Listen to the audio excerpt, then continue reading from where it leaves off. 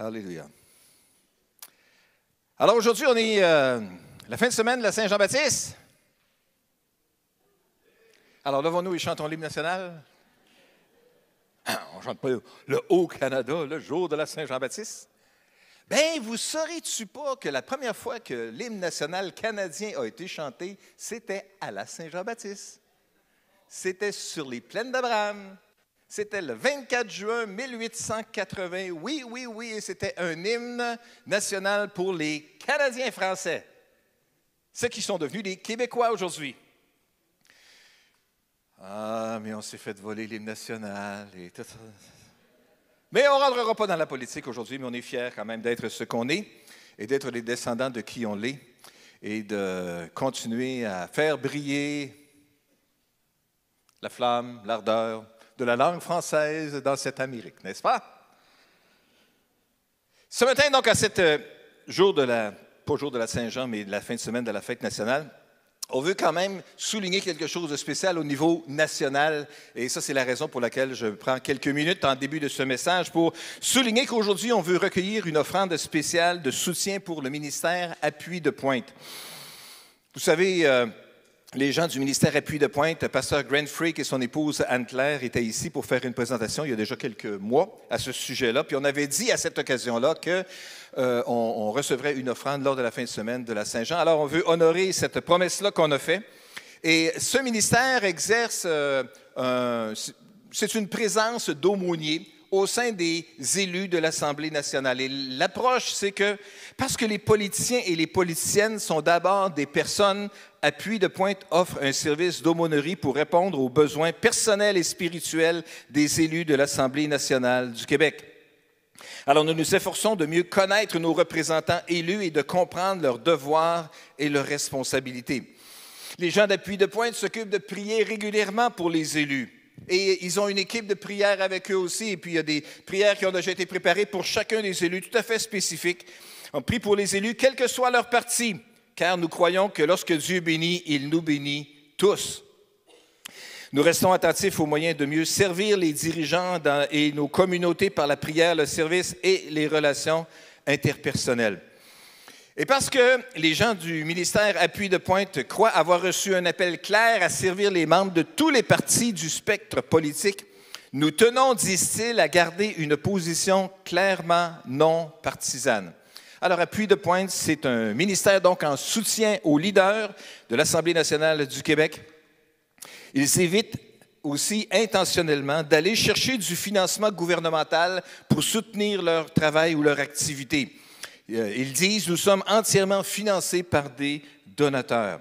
Alors donc, à cette fin de semaine donc, de la fête nationale, nous voulons vous donner l'opportunité de contribuer à une offrande spéciale de soutien parce que nous croyons que le Carrefour chrétien de la capitale doit soutenir un tel ministère non partisan qui s'implique à l'Assemblée nationale du Québec pour être une voix pour Dieu, pour être un soutien, une oreille attentive, une écoute pour ceux qui en ont besoin.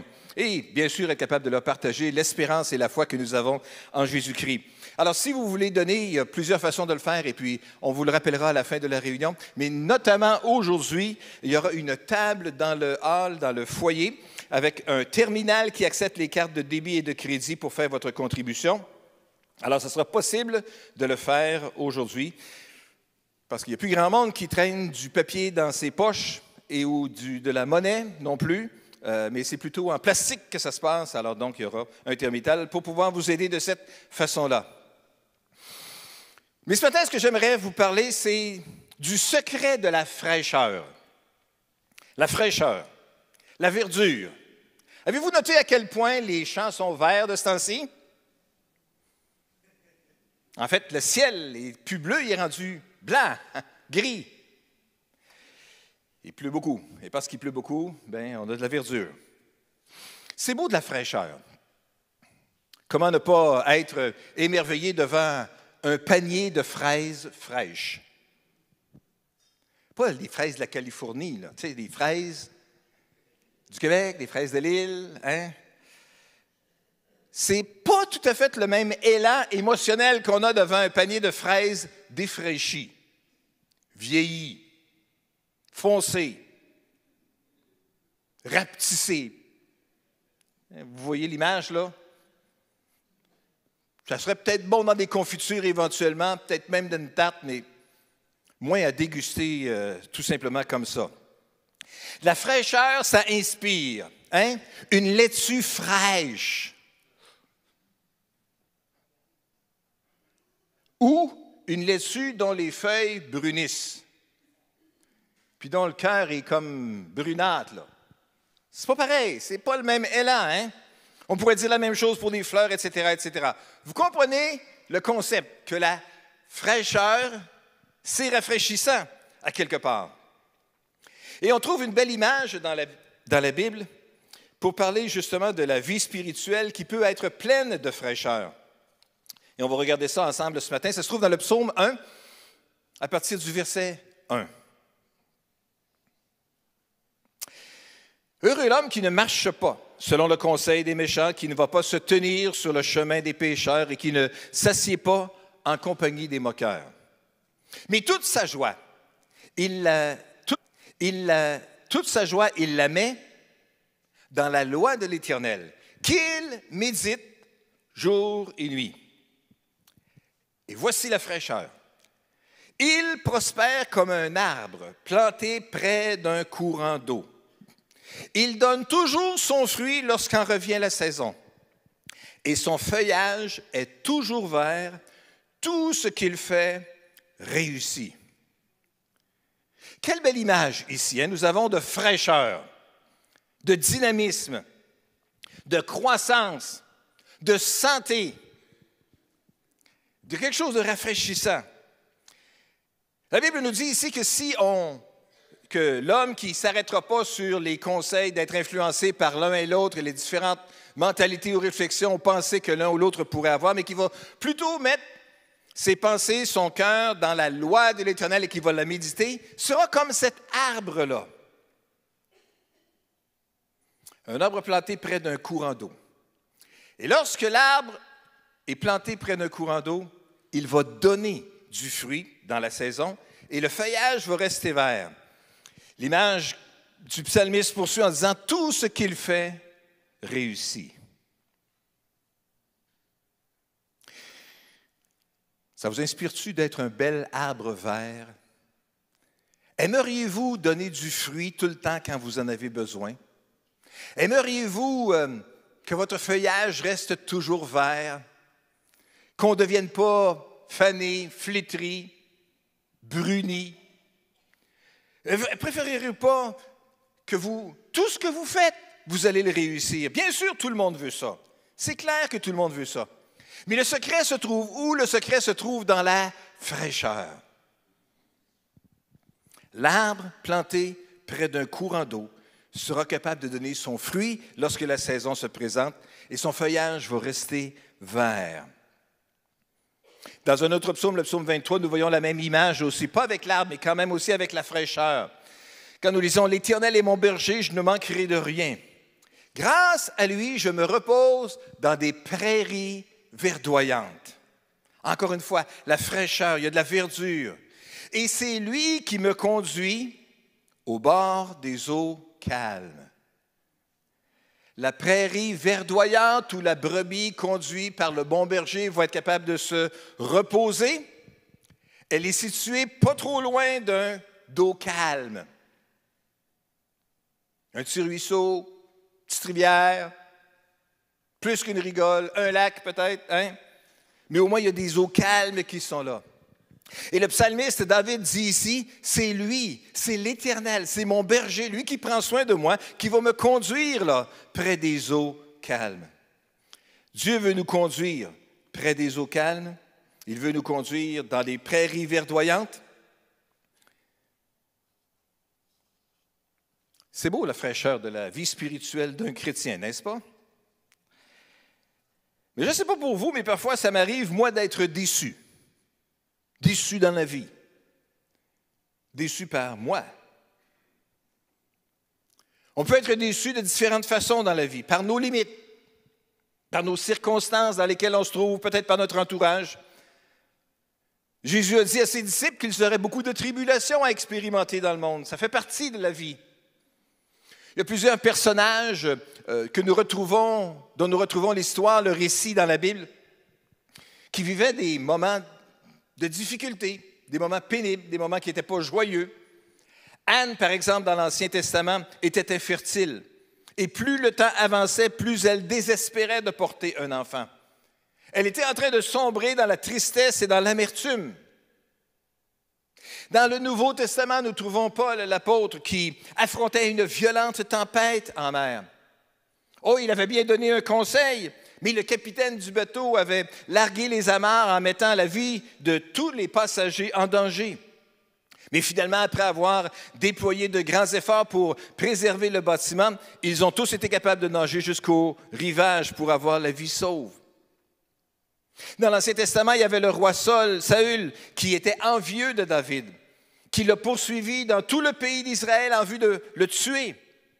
Et dans le psaume 13, verset 2, David crie à Dieu et demande, « Dieu, est-ce que tu m'as oublié? Je me sauve, alors que je suis poursuivi injustement. M'as-tu oublié? M'as-tu oublié? » Ça vous est-il déjà arrivé de vous sentir un peu comme une vieille laitue oubliée sur un comptoir? Vous n'avez pas été mis dans le département de la fraîcheur, puis vous sentez que la fraîcheur est partie, vous a quitté. Qu'est-ce que ces personnes-là ont fait? Anne, Paul, David. Elles ont prié.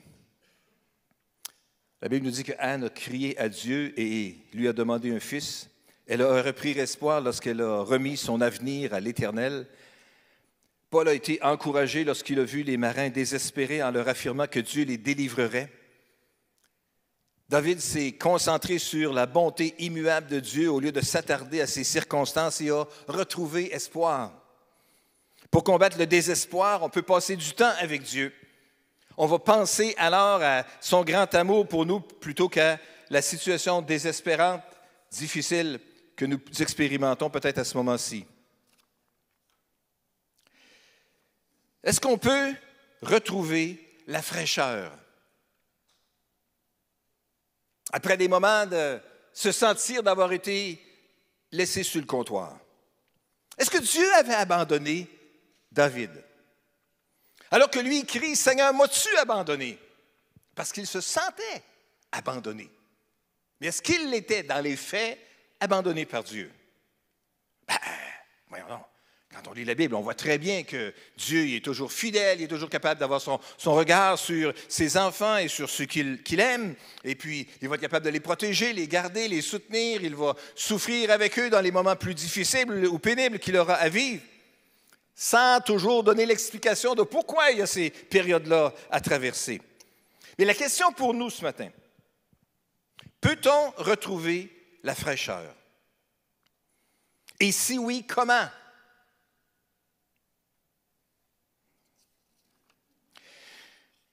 Si vous avez été chrétien depuis un certain temps, vous savez que la passion spirituelle et les élans de cœur vont et viennent. Ça monte puis ça descend. C'est pas steady. Par moments, notre seul sens des réalités spirituelles peut être profond, sincère, fort, vrai, tellement réel et palpable. Mais à d'autres moments, nos cœurs se sentent comme des poids de plomb. Et nous nous retrouvons à désirer que Dieu nous visite une fois de plus et nous apporte un rafraîchissement. Et on chante, « Oh Dieu, envoie un souffle nouveau. Viens me toucher à nouveau. » On pourrait se référer à ces périodes comme à des temps de sécheresse spirituelle. Et on peut trouver plusieurs endroits de telles expressions dans les psaumes. C'est une réalité humaine qui traverse le temps et les époques, et qui est encore le partage des hommes et des femmes aujourd'hui. Voyez-vous, David et les auteurs des psaumes étaient des gens de la même nature que nous. Ils avaient eux aussi leur haut et leur bas.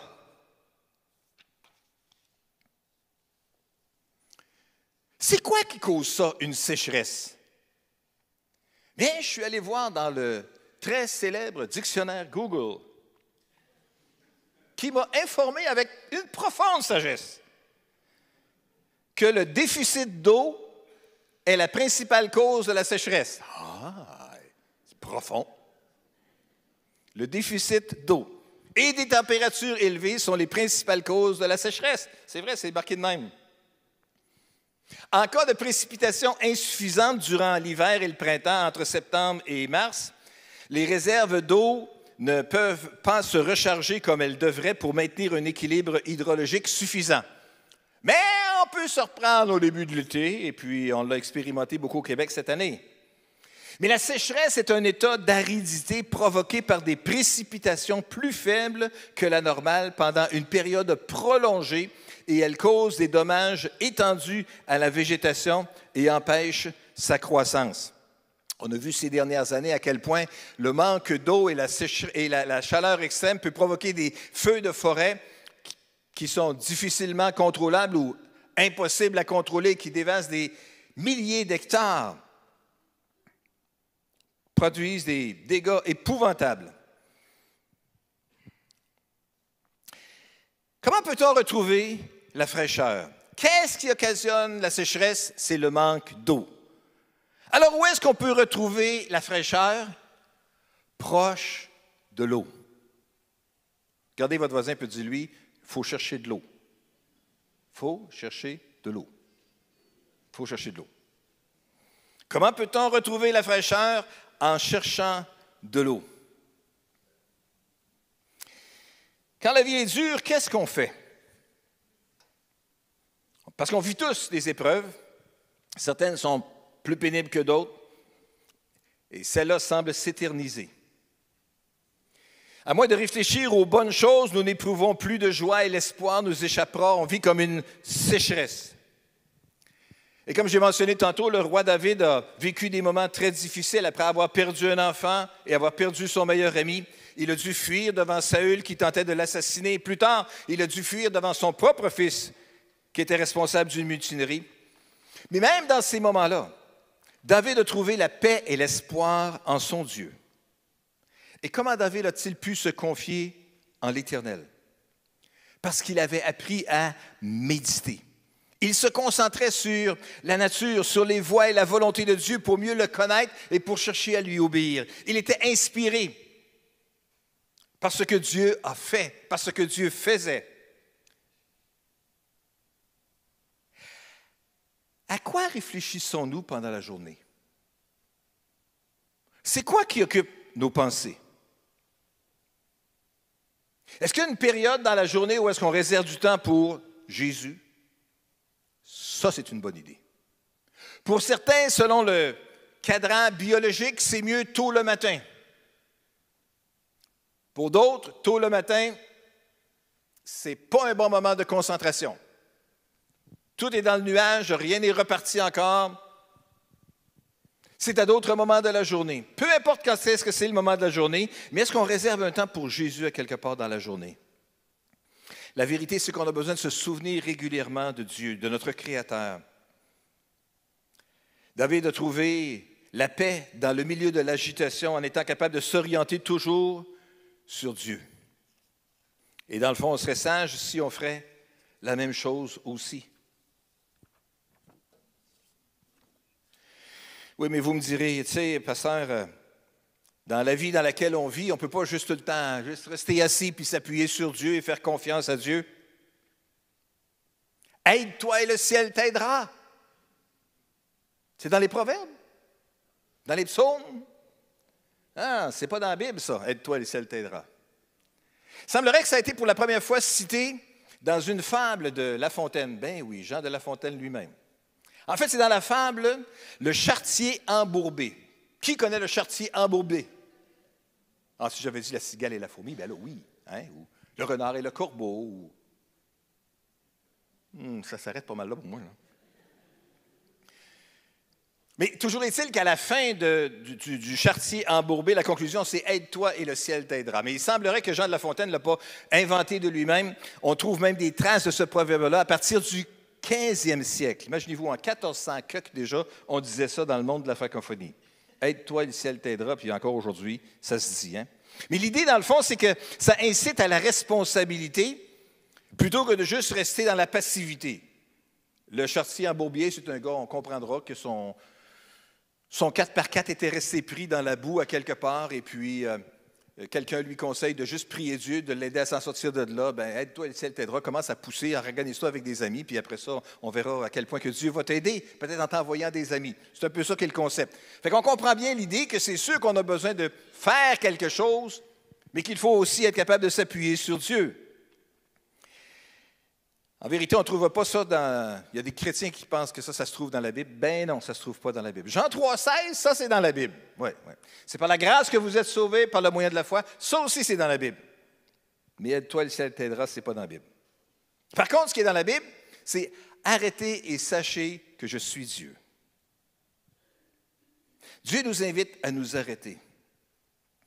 Et c'est peut-être ça qu'on chantait un peu ce matin. Wow, wow, wow. Wow, wow, wow. Comment on peut être spirituel en chantant wow, wow, wow? C'est pas juste en donnant des indications à quelqu'un qui recule. Mais, hein? Arrêtez et sachez que je suis Dieu, ce serait peut-être une façon de le spiritualiser.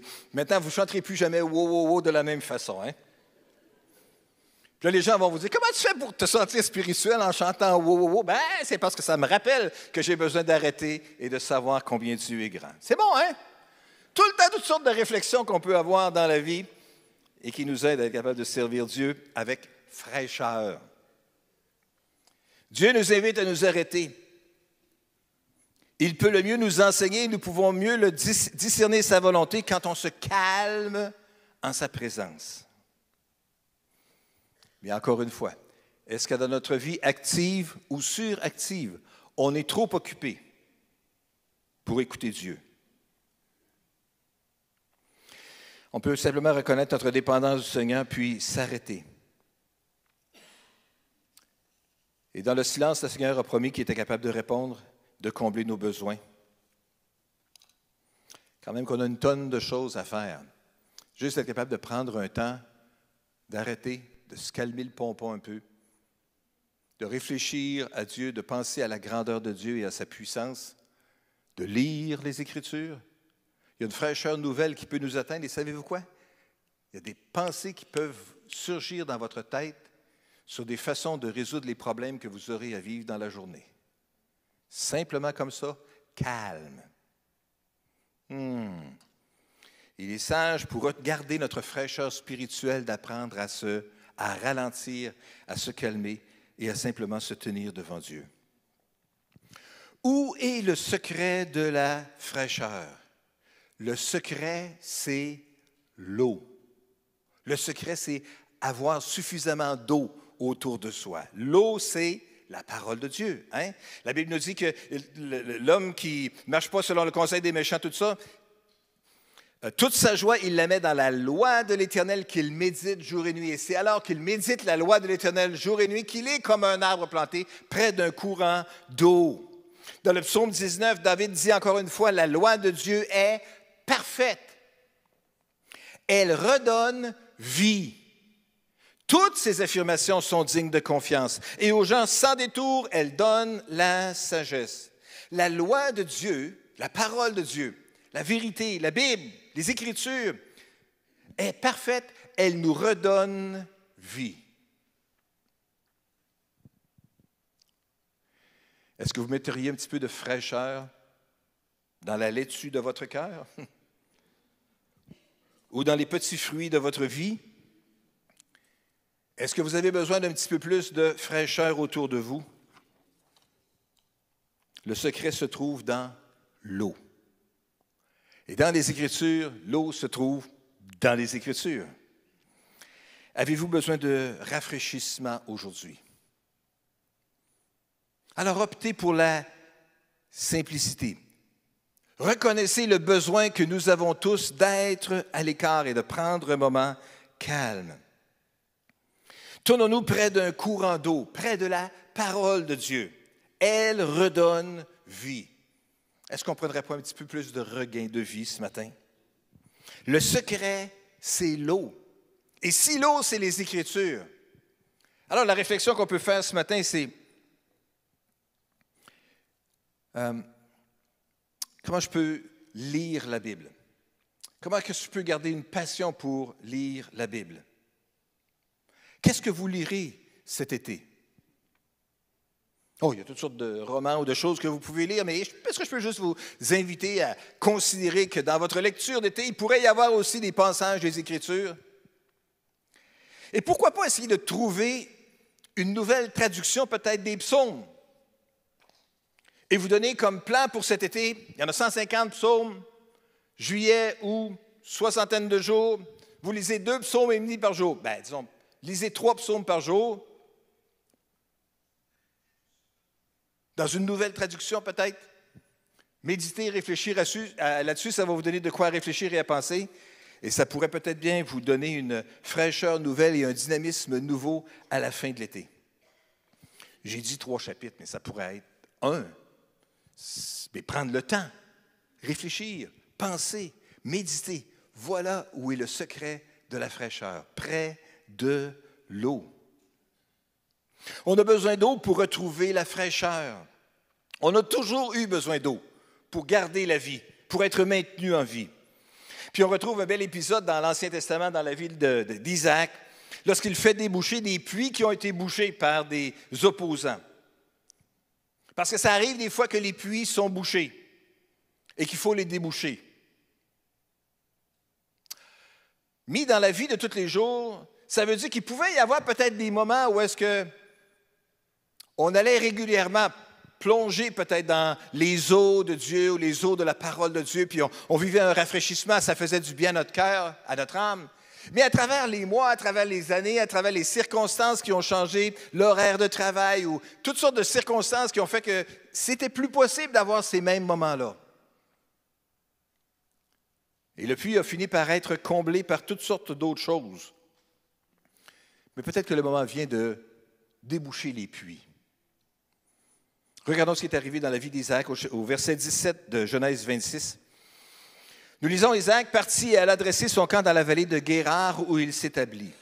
Il s'installa et fit déboucher les puits qu'on avait creusés du temps de son père Abraham et que les Philistins avaient comblés après la mort d'Abraham.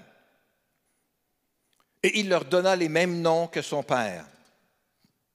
En creusant dans la vallée, verset 19, les serviteurs d'Isaac découvrirent une source d'eau vive. En creusant, il a retrouvé de l'eau.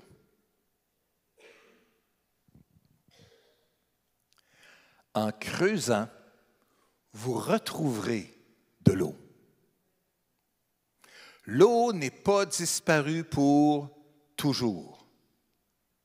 La fraîcheur dont je parle ce matin, la fraîcheur spirituelle, peut-être ça semble quelque chose, ça soulève quelque chose peut-être de nostalgique dans votre cœur, puis vous dites, ah, c'est tellement loin ça, les moments où est-ce que je vivais des grandes passions spirituelles, puis un grand appétit pour la parole de Dieu, ou un grand appétit pour une grande soif pour les choses de Dieu. Je sens tellement que tout ça s'est affaissé, puis c'est faible, puis c'est mort, puis c'est sec aujourd'hui. Mais laissez-moi vous dire que comme Isaac, on peut creuser à nouveau et retrouver à nouveau des sources d'eau vive, de l'eau fraîche, de l'eau qui coule régulièrement, pas juste un moton d'eau morte qui est là, mais de l'eau qui est vive. Mais ce n'est pas parce qu'il a trouvé une source d'eau vive que ça veut dire que tout était arrêté là et qu'il n'y avait plus de problème. Ben non. Au verset 20, nous lisons que les bergers de Guérar cherchèrent querelle aux bergers d'Isaac en prétendant « cette eau est à nous ». Alors Isaac donna à ce puits le nom de Ések, qui signifie « dispute », parce qu'on s'était disputé avec lui à son sujet. Mais il ne s'est pas arrêté là. Ensuite, verset 21, ils creusèrent un autre puits, pour lequel on lui chercha de nouveaux querelles, et il le nomma Sitna, qui veut dire opposition. Puis il partit de là. Têtu, le Isaac. C'est correct d'être têtu. C'est correct d'être déterminé. C'est correct de savoir où on veut aller dans la vie puis de poursuivre jusqu'à temps qu'on trouve ce dont on a besoin. Il ne faut juste pas tuer tout le monde autour de soi pendant le temps qu'on le fait, mais d'avoir ce dynamisme-là et son désir de le faire, c'est correct. Isaac était quelqu'un comme ça. Verset 22, il partit de là et creusa un autre puits pour lequel on ne lui chercha pas querelle. Et il l'appela donc Rehoboth, qui signifie larges espaces, car, dit-il, maintenant, l'Éternel nous a mis au large et nous prospérerons dans le pays. Isaac a fait déboucher un puits, ça s'est chicané. Il a fait creuser un deuxième puits, ça s'est encore opposé. Il a fait creuser un troisième puits, puis là, finalement, plus personne ne chicanait. Et il a dit, là maintenant, nous prospérerons dans le pays. Le secret se trouve dans l'eau. Je veux juste vous encourager à travers ces images-là ce matin, mes frères et mes sœurs. Alors que nous vivons dans le 21e siècle avec toutes les complications et toutes les distractions et tous les problèmes qu'on peut vivre et toutes les tensions qu'on peut expérimenter et tout ce qui peut remplir notre tête et tout ce qui voudrait remplir notre tête aussi. Je veux juste vous encourager ce matin à revenir à la simplicité. La simplicité de s'arrêter et de se tenir dans la présence de Dieu, avec la parole de Dieu. C'est sûr qu'on peut utiliser ça dans une application.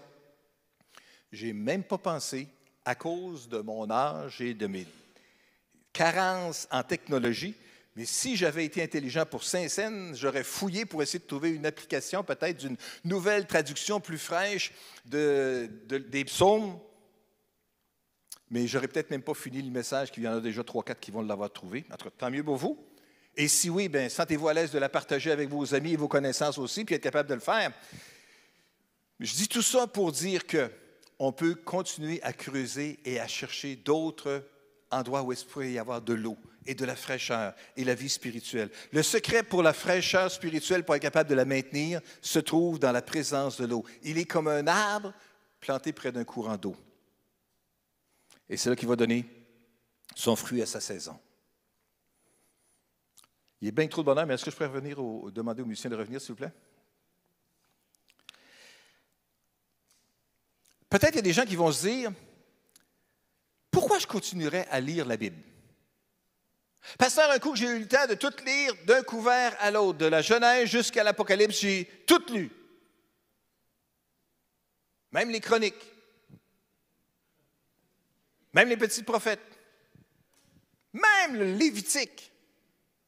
J'ai tout lu ce qui était ennuyant dans la Bible. Je sais tout. Qu'est-ce qu'il y a là-dedans? Pourquoi je continuerais à lire la Bible? Et moi, je vais vous dire une raison. Pour rester près de l'eau.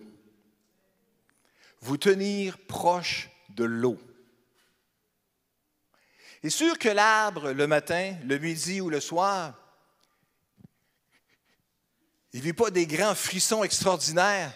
Ouh, j'ai senti une fraîcheur de la source passer sur le bord de mes racines et ça m'a fait du bien. Il dit, ça ne bouge pas beaucoup de même les arbres, puis ça ne s'exprime pas comme ça non plus. Puis savez-vous quoi, un chrétien qui lit les Écritures, qui lit la parole, ça ne vit pas tout le temps des grands frissons extraordinaires. Il peut arriver des moments exceptionnels des fois où est-ce que Dieu ouvre nos yeux sur un passage en particulier puis vient refléter et rafraîchir à nouveau quelque chose de spécial dans notre cœur, dans notre vie. Il vient l'appliquer d'une manière unique dans notre vie. Et ça nous fait du bien. Puis on aime des moments comme ça. Puis on va se rappeler de des moments comme ça. Puis ça nous fait du bien des moments comme ça. Mais pourquoi est-ce que je devrais continuer à lire dans la Bible? Parce que ça va aider à me garder près de l'eau. Parce que je pourrai rester près de l'eau. Et le secret de la fraîcheur, c'est l'eau. Amen? Vous avez compris le principe? Le secret de la fraîcheur, c'est l'eau. Est-ce qu'on peut se lever ensemble ce matin? Alléluia. Seigneur, nous te remercions aujourd'hui pour ta parole, qui est vivante, qui est vraie, qui est efficace, plus tranchante qu'une épée tranchant pour séparer jointure et moelle, esprit et âme. Seigneur, tu es là et dans ta parole, tu veux parler à nos cœurs. Tu veux faire du bien à nos âmes. Et ce matin, je veux te prier pour mes frères et pour mes sœurs en ce lieu et à la maison. Je veux te prier pour ceux qui estiment qu'ils sont en train de vivre une période de sécheresse spirituelle, une période difficile, une période de flétrissement, où on n'a plus sens spirituels affinés ou remplis de fraîcheur, je veux te prier ce matin que ton Saint-Esprit puisse appliquer la vérité de ta parole à chacun de nos cœurs et à chacune de nos vies. Je te prie que tu puisses, par ton esprit, appliquer la vérité des Écritures dans nos cœurs et dans nos vies. Je te prie que tu puisses nous donner des idées sur de quelle façon, pendant cet été, on pourra continuer à se tenir près de l'eau, à rester près de l'eau, afin de rester vigoureux comme un arbre verdoyant, qui soit capable de porter du fruit en sa saison et dont le feuillage ne se flétrira pas. Seigneur, je te prie pour mes frères et mes sœurs ce matin que tu puisses garder un appétit, une soif spirituelle, que tu puisses nous conduire vers des outils qui vont nous aider à lire d'une façon nouvelle des passages anciens, des passages connus. Mais aide-nous, Seigneur éternel, à expérimenter une fraîcheur nouvelle par la puissance de ton esprit, par la puissance de ta parole, alors que nous cherchons à nous tenir près de l'eau, Seigneur. Viens arroser nos cœurs et nos vies. Aujourd'hui, nous te prions, Seigneur, dans le nom puissant de Jésus. Amen.